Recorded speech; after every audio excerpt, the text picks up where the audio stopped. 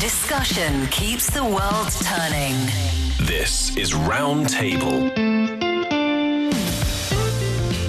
Digital life is rewiring us, and now eating alone isn't lonely anymore. In fact, some would call it a luxury. From fast food solo seats going viral to the businesses cashing in on our collective quiet, we explore the rise of the social anxiety economy. Why is being alone in public the new normal? We are live from Beijing. Speaking of, this is Roundtable. I'm Steve. Thank you very much for being with us today. And for the show, I'm with Fei Fei and Yushan. First up, in an era dominated by digital connection, traditional in-person encounters are increasingly a source of unease.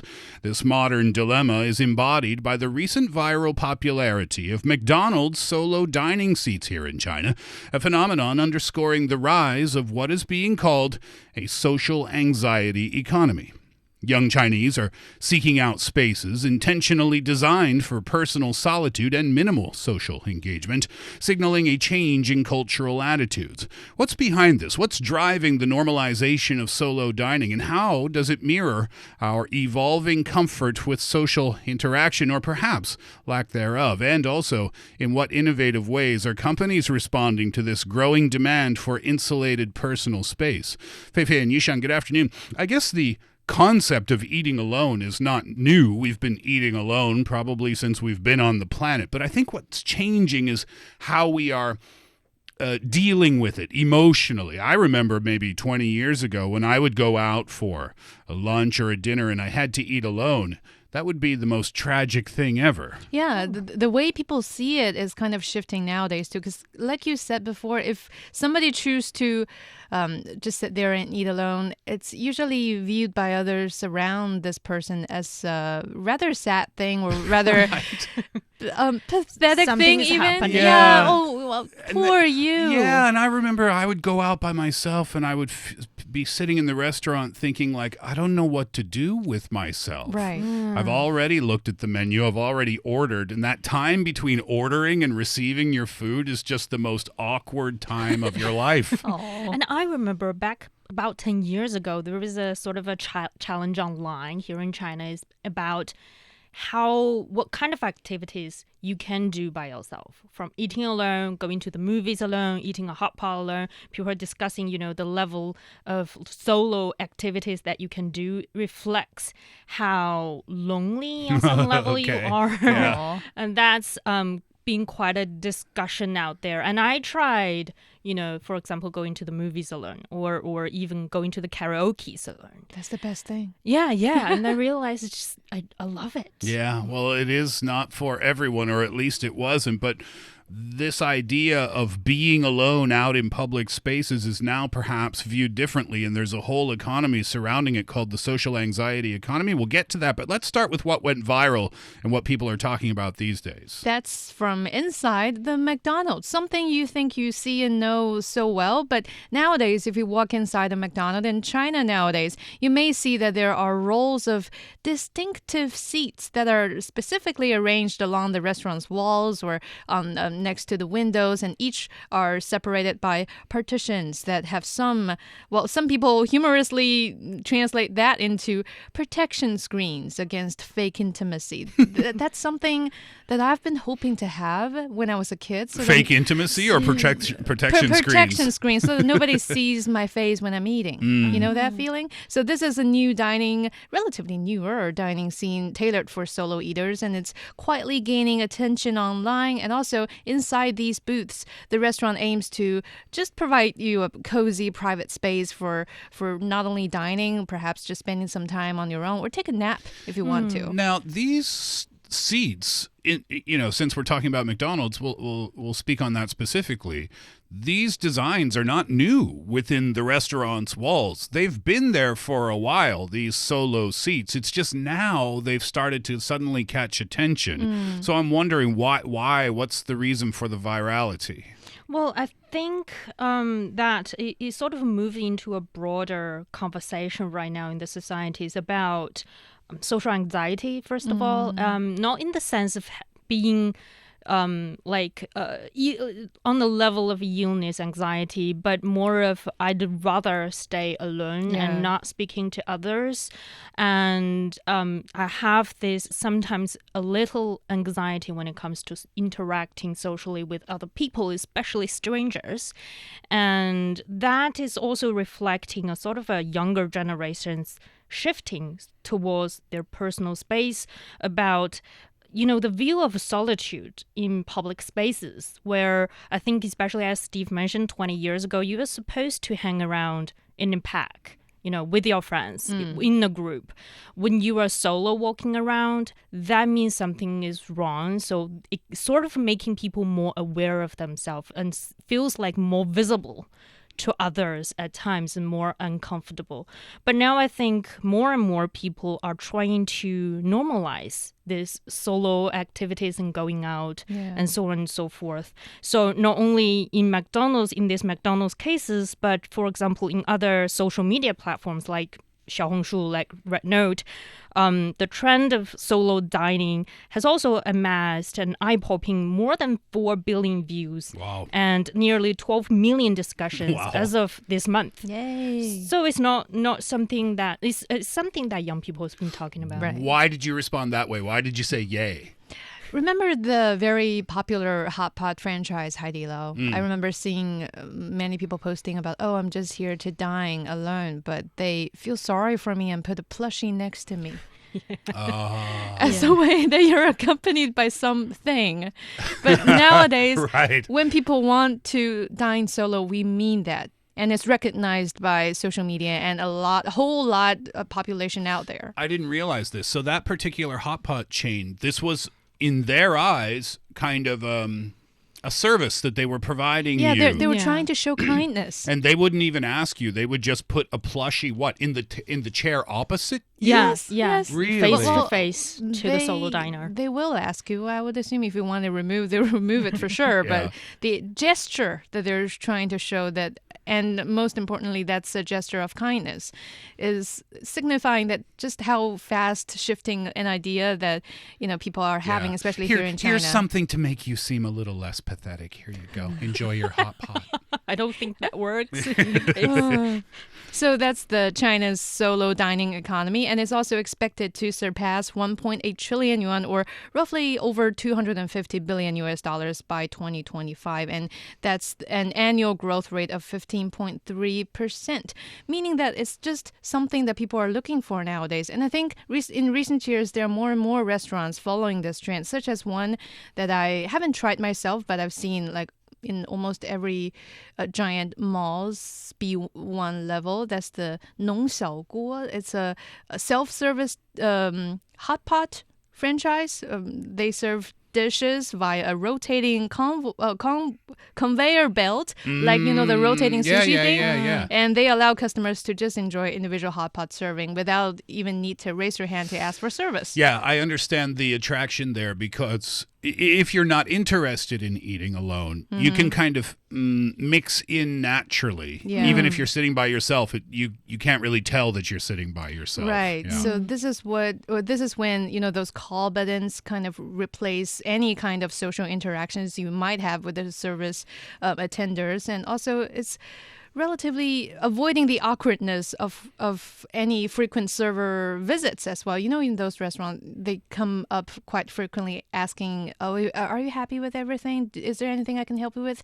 That's kind of putting a pause on that too. So solo dining models is kind of expanding more in a massive scale nowadays. As I was looking at, how we were going to unfold this story amongst ourselves and for our audience today, there are two kind of sides to this coin. There's the solo dining, the social anxiety economy, and then there's just anxiety amongst young people in general. And what I think I realized is that it's almost impossible to separate these two into two separate topics because they're so deeply intertwined. Back in 2023, and here's a point to that. Back in 2023, they did a survey of over 1,400 Chinese people that were born between the 1980s and 2000s. They conducted that from a news platform called U36KR here in the country. And here's the result. 80% reported feeling anxious in social interactions. And that's kind of the highlight of the growing prevalence of social discomfort here in the country. The social anxiety economy, I think you mentioned some numbers just a moment ago, Yushan. It's over $1.7 billion as of last year. Now, if we compare that, and I want to compare this to other parts of the world, we're seeing similar results in terms of the anxiety. This is from mentalhealth.org UK back in 2023. It's 3 years old, but still relevant, I think. 89% of UK adults aged 18 to 24 said anxiety interfered with their day-to-day life to some extent. Then, this is from SeattleAnxiety.com. Researchers conducted a self-reported study of nearly 7,000 individuals between the ages of 16 and 29 across 7 countries selected for their cultural and economic diversity: Brazil, Indonesia, Russia, Thailand, the U.S., Vietnam, and China.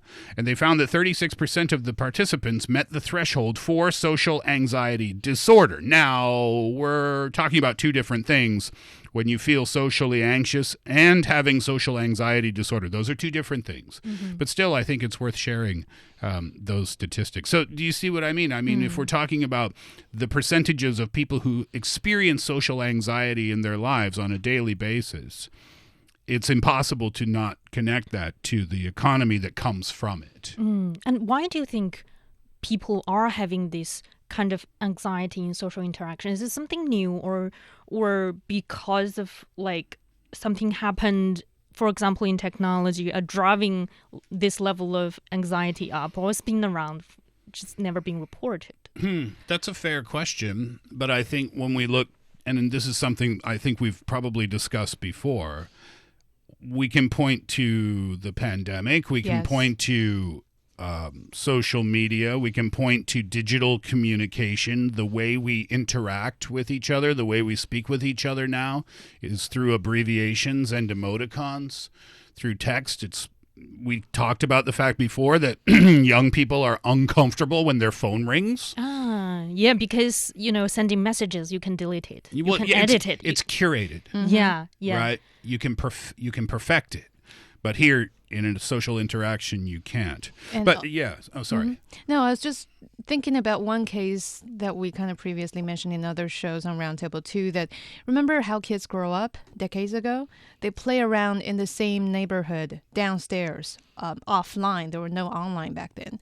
But nowadays, kids grow up, the younger generation, they kind of grow up surrounded by screens and social media and everything that do not require people-to-people interactions anymore. And that's what's led to this social anxiety economy. So rather than go deeper into the reasons behind the social anxiety, we'll just say it exists and we'll leave it at that.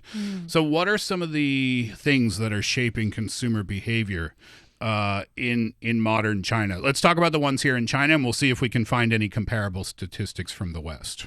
Yeah, we see data from industry research company ChinaIRN.com revealing that the solo dining market, back to that topic, is expected to surpass 1.8 trillion yuan in 2025 in China. So that's with, like I mentioned earlier, annual growth rate from the year before. So it also indicates that solo dining is also becoming part of this giant market of just the solo economy.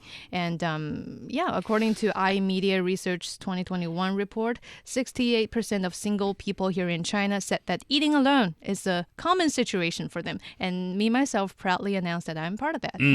And also, according to the official data, the National Bureau of Statistics, that actually the one-person households has been expanding here in China as well, accounting for more than 25% of our household. And according to other surveys, that by the end of the decade, that figure will have climbed to more than 30%. So between 150 million to 200 million people will be living alone in China.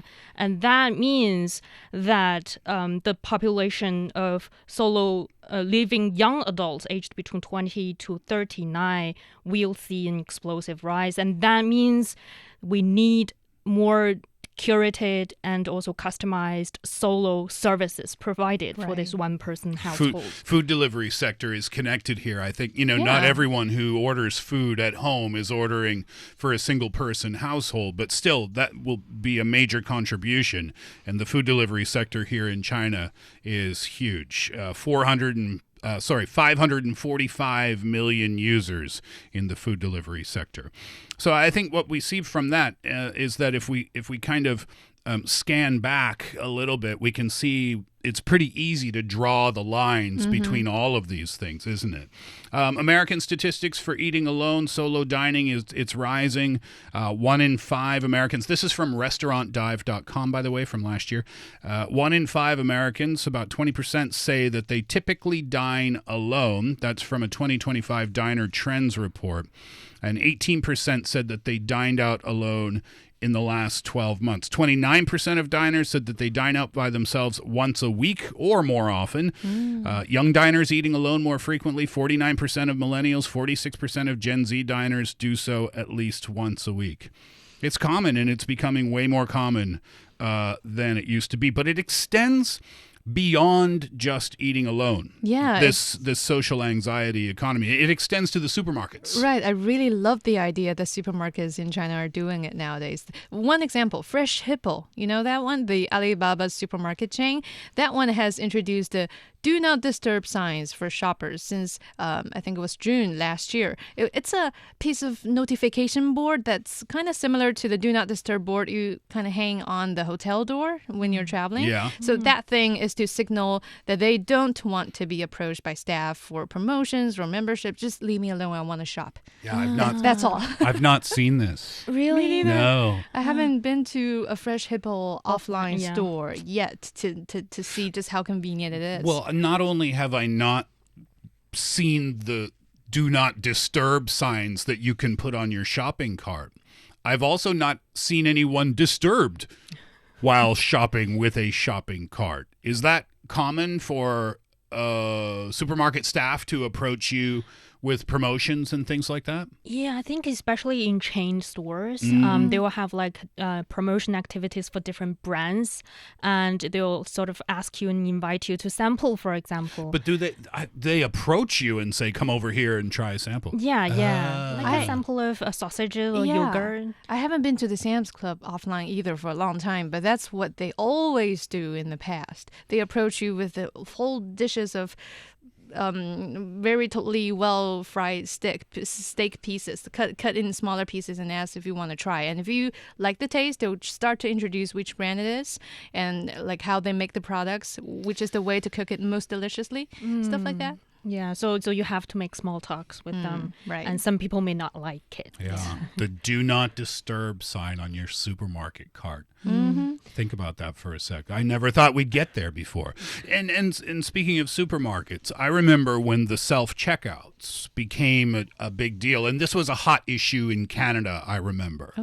And there were online comments saying, don't use the self-checkouts at the supermarkets because eventually those things will be replacing human beings. We need to protect their jobs. So the focus was on the protection of work, right? But I think what we didn't realize maybe back then was that putting those self-checkouts in the supermarkets, and now we can see them in other types of stores too, was one step closer to not interacting with each other in public. It's just one other example of that. Yeah, exactly. And also not only in supermarkets, but in a lot of different, for example, also in restaurants in China, if you go to a McDonald's or KFC or whichever fast food chains, they also will have screens that you can place your order without the need of talking to anybody. Yeah. So it's the same type of thing. Yes. I always order on my phone first before I walk in. Yeah, that's another even smarter. Yes, that's another basic example of you don't have the need to communicate with anybody in the store to pick up your food. But not only on like restaurants, in supermarkets, and even I think there are also self-service, for example, clothing stores or convenience stores or hotels or even gyms happening in this. convenience stores I've seen, but I haven't seen and self or autonomous, hotels.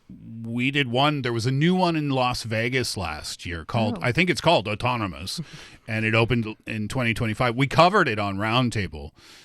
And we kind of talked about the same things. It's they boast the convenience of the lack of human interaction. Yeah, there is one in Shenzhen called High Inns, and it's located in southern China's city of Shenzhen. And when you walk in, it was described online that it looks like the front self-serving area, the ATM machines inside a bank. There's no one to attend that's you the check-in? for checking in. Yeah. So you just get in and you put in your ID card, and then following your registration information that's already in the system, it will spit out your room card within 10 seconds. That's how it works. And also it's also featuring a 60 square meter self-service public area that's extremely well equipped.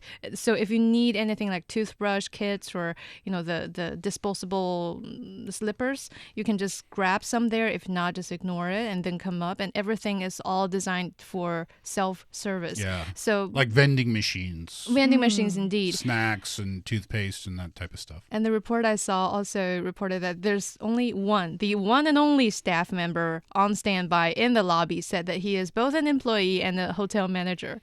And on a daily basis, he alone can handle all duties with, dealing with guests without being overwhelmed, since most of the tasks is already self-serviced by the customers themselves.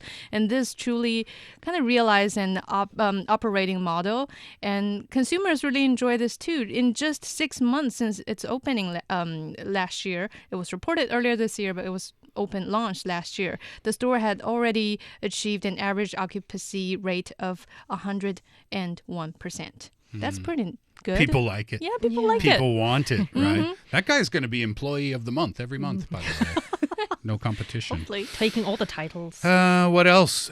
Mental health between 2022 and 2025. This is from the American Psychological Association. From this year, between 2022 and 2025, the number of AI companion apps surged by 700%. 700%. And in 2026, they're expected to become even more embedded into our social lives. One of the examples is Character AI. That's a chatbot service where you can generate human-like text responses, and I think you can customize your own character as well. They have 20 million monthly users, and more than half of them are under the age of 24. I think we covered, the boundaries of these companionships, these AI-powered companionships on Roundtable before, and how, yes, on some level, it can help with the companionship that a lot of solo dwellers are looking for, but there are also problems underlining behind the use of such services. And right now, I think the industries and also different governments are sort of testing and to see where is the boundary and how should we protect, especially minors. Yeah, but while we're having that conversation, more and more and more things are popping up that are feeding into this social anxiety that we have. One is slow live streaming. Yeah, that one is very, very popular, at least here in China. For example, on our CGTN website, we have slow live streaming basically every day about, for example, the latest one over the weekend. They have a live stream showcasing a national park in Sichuan province for about an hour. What they do in the live stream? They just show the scenery of the park. And I think apparently for a lot of the solo dwellers, this live streaming can be also provide emotional support, can be a digital space where they can just play in the background and ease their loneliness if they have any. And there are also other live streams. For example, there are people live streaming about they're reading something or meditation process or making something, and they're just live streaming that. It can be also very comforting to a lot of these solo dwellers. Yes, therapeutic, comforting, cathartic, use whatever words we want to use for the benefits of this type of thing. But yet we're talking about lack of social interaction here. And when we think of live streams before, or at least me, when I think of that, I think of some active host, talking really constantly. high energy, speaking very quickly and interacting with a live chat that's happening. But these slow live streams are exactly the opposite. Yeah, speaking of which, I was just in one yesterday, in one of those live stream online rooms, and it features one girl painting a water paint quietly. Sometimes occasionally chat with the comments and interact a little bit, but most of the time she just paints. And I found that so cool. It's better than leaving everything alone. See, that would annoy me. And in the meantime, I can just read, and she plays like a very, very peaceful background music out there, and I found it such a good combination with my vibe. Yeah, that's what people are into these days. Do you remember when ASMR in China, did ASMR take off? Yes, of course. Oh my god. It's also Wait. another companionship. Wait. Listen to the paper. Oh my god, I watched those and I was like, say something louder. I hated those things. But it's what people are kind of into these days, isn't it? Exactly. Yeah. All right. So there you have it. What do you think about this, Fei Fei? I mean, are we headed towards a future where we're not even going to talk to each other anymore? Well, I don't think I won't go to that extreme with the solo economy or social anxiety economy here. I think it's more about giving you a choice in the society. You can go out and hang around with your friends in a pack. You also have the choice of just stay quiet in behind of one of the semi-enclosed areas in a restaurant and just enjoying yourself with a burger, or just doing anything you feel like and not having the pressure of you have to talk to somebody, you have to worry about the small talks. Yeah, I can't agree more, because this is an elevating of the societal acceptance, if not tolerance, of people like us who just want a bit of coziness amidst the whole, amidst everything that's going on around us. So more options, more freedom for the introverts. Like, why not? So instead of calling it a social anxiety economy, I would propose we call it the I type of group of people economy. Just to help with the introvert people group in the society here. And in the meantime, it generates fuller business mode for whatever walks of life you might be in. Yeah, I mean, I'm not going to disagree from a business point of view. Business owners are smart. They will find opportunity wherever they can find it. I'm just worried about the future of the ability or the skill of interacting with others. Because when we go to work, we're still going to have to do that. When we interact with our friends or our family members, you still need to have that social skill. And the reason skill is in that term is because it is a skill. Character AI, they have an age limit of 13, I think it is, to register. I think it's 16 if you want to use it in other countries. Maybe Australia's on that list. But if we think about, that's the age where young people are being trained to find their relationships and relationship satisfaction from that age. That's dangerous to me because... Not dangerous in an end of the world type way, but in a social skill, in a social development type of way. Because those are curated interactions and they're not going to disappoint you because you get exactly what you want from that chat bot, from that AI girlfriend or boyfriend that have become so popular these days. So how do you go out and interact with people in public? How do you interact with your coworkers if you never learn to develop those skills? What about the art of conversation? The art of conversation, being a good conversationalist, the ability to share words with someone and have a meaningful interaction that way. I don't know. I feel like it's going to disappear. Does it matter? I don't know. Because if everybody's socially awkward, then I guess it doesn't make any difference at all. But in the meantime, I totally get the point you're sharing, Steve. And I think maybe it's up to the business side, maybe it's up to the society's side, that people need to be aware that even if we have this place to escape to, it doesn't mean that we can stay hiding in that place forever. That's true. It's important that we have the skills, like you said, the conversational skills at least, and we can pull it up when it's necessary. It's not that these opportunities that we created for quote-unquote introverts are good excuses for people to stop interacting. That's not what it's meant, right? It's not about hiding behind those boards and just pretend you can be a conversationalist while you actually don't. Yeah. The way I see it, it's better that we have it than we don't. Yeah, yeah, fair point. And two things can be true. Yeah. You can have your own time when you want it, and you can also have your social time when you want it Precisely. too. I enjoyed that social interaction with the both of you.